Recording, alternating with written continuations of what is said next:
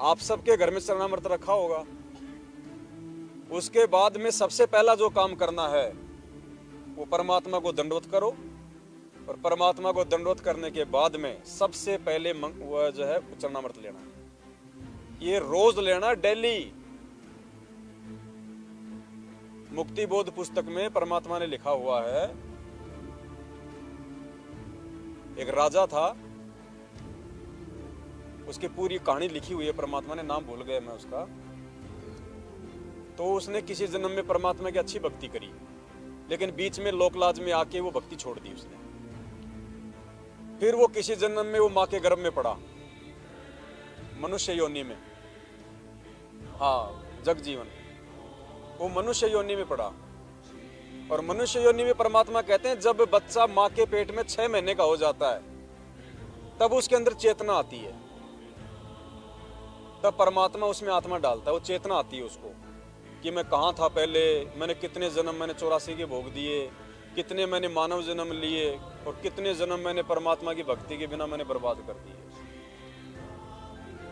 तो 2.5-3 महीने तक फिर वो परमात्मा से अरदास ही अरदास करता हो, क्योंकि जैसे उसको चेतना होती वो देखता तेरा तो ऊपर को पैर है नीचे को सिर है, और वो घूमता रहता है, जेर से लिपटा रहता है।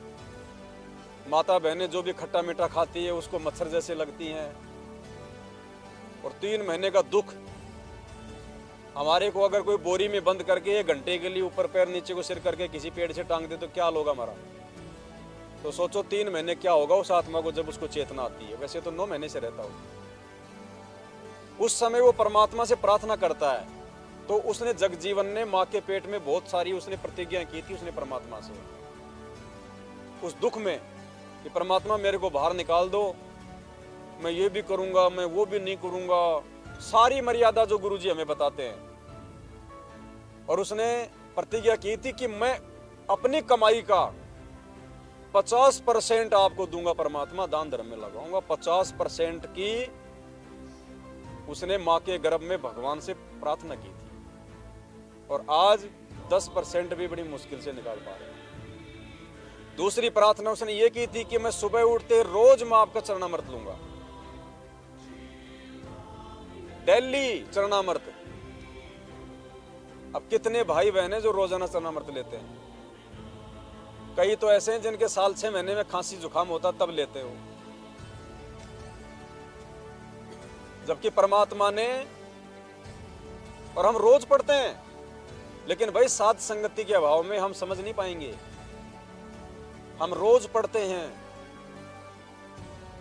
नित्य नियम में, पेज नंबर 23 पे चरणामृत का महात्म्य में, कोटि के तीर्थ सब कर आवे और चरणा अमृत कदाचित पावे 84 कटे।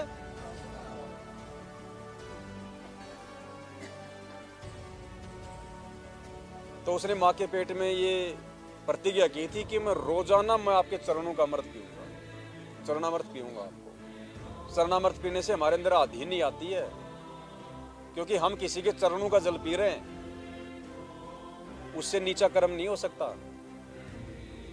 कोई आदमी किसी के चरणों में अगर अपनी पगड़ी रख दे तो उसको क्या मानते हैं? जैसे कोई पंचायत हो जाती है, कोई आदमी दोषी करार दे दिया जाता है और उसको सजा दी जाती है कि तू उसके जो है तू उसके चरणों में अपनी वो पगड़ी रख दे। मतलब हर प्रकार से उसकी कोई इज्जत ही नहीं है, उसकी बेइज्जत हो गए वो आदमी पूरी सभा में, जिसने अपना सिर दूसरे के चरणों में रख दिया। मतलब उसकी कोई औकात नहीं है, उसकी कोई वैल्यू नहीं है, उसकी मिट्टी है वो।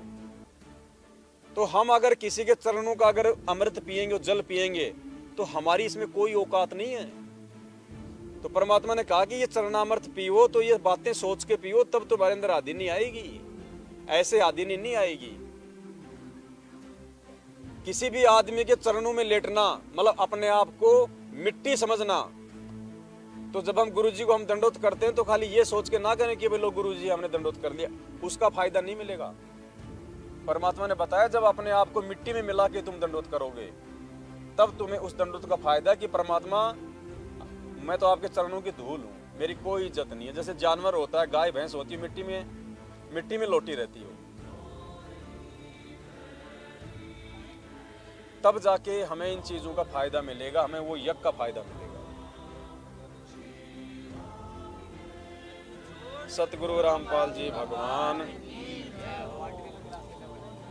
सतगुरु रामपाल जी भगवान, पाल जी भगवान।